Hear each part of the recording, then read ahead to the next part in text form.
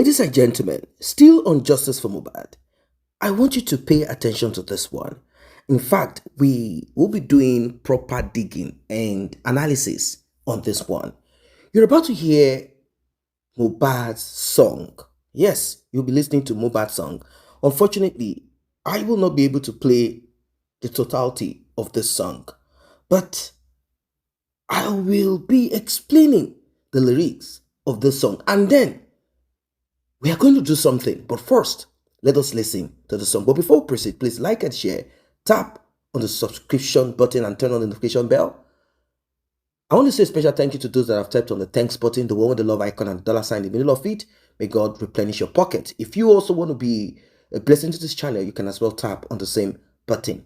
And the least that you can do is to like and share. Let us get right into it.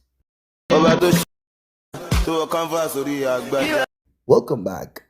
I could not play the full song due to copyright strike, but then I will break it down, and I have already played the part that I want us to look into. You all recall that Mohbad wrote a petition. Now, I want us to look at the last part of the petition, and I will be connecting it to that song and the lyrics. Now, for those who do not understand the language that Mohbad sang in that particular song, even though he did not say Obelegushi or mention Oba of Ikate Kingdom, he said Oba.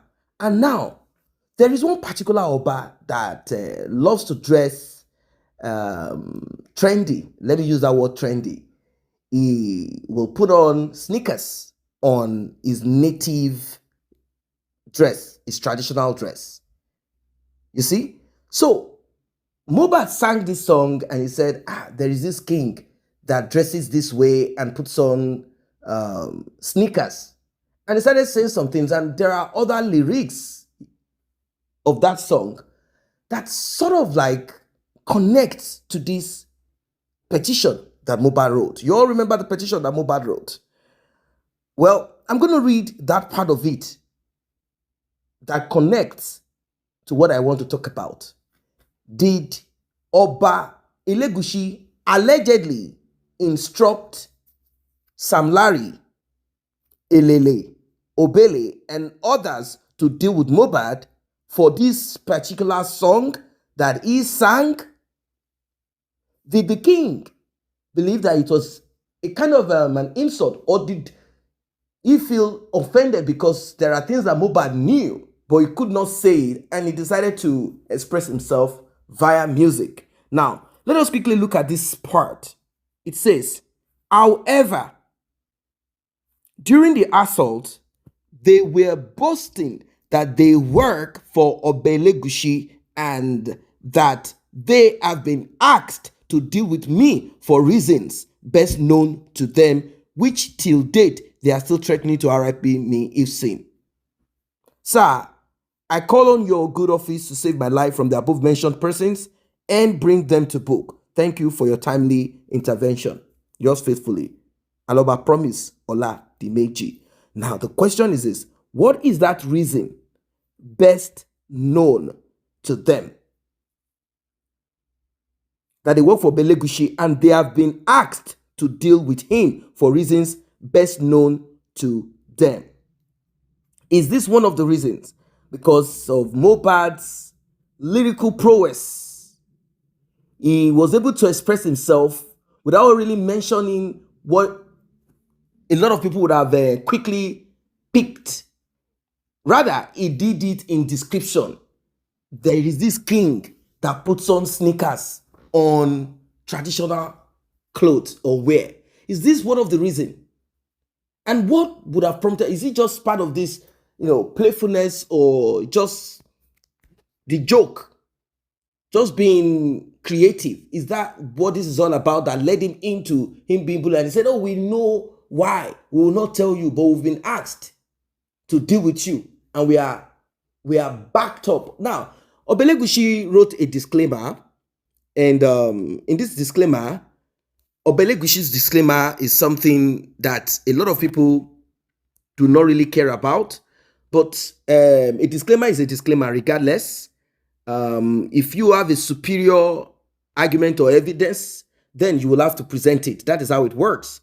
So Obelegushi wrote a press statement 14 September 2023, and it reads, the Legushi royal family of Etiosa wishes to put on record the misinformation on the public space involving Samson Erinfolami Balogun, aka Sam Larry. Samson Balogun is not a member of the royal family, which is not something that we are contesting or we have issues about as per the petition that Mohbad wrote. We don't have issues as regards that. And does not work for the royal family or king in any capacity. That, well, there are people saying that it does, that it works as a toll collector at the beach. Now, the king might say, no, I did not employ him.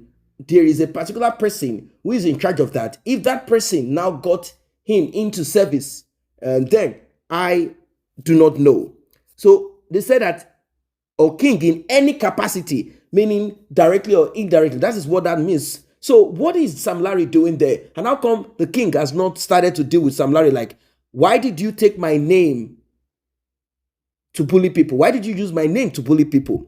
Like other celebrities, politicians, religious and community leaders, he visits the palace to pay homage to the king and seek royal blessings, just like other members of the public. Did Sam Larry really do this? Like, let me associate with the king and then post pictures of it to boost my image, to bully people out there.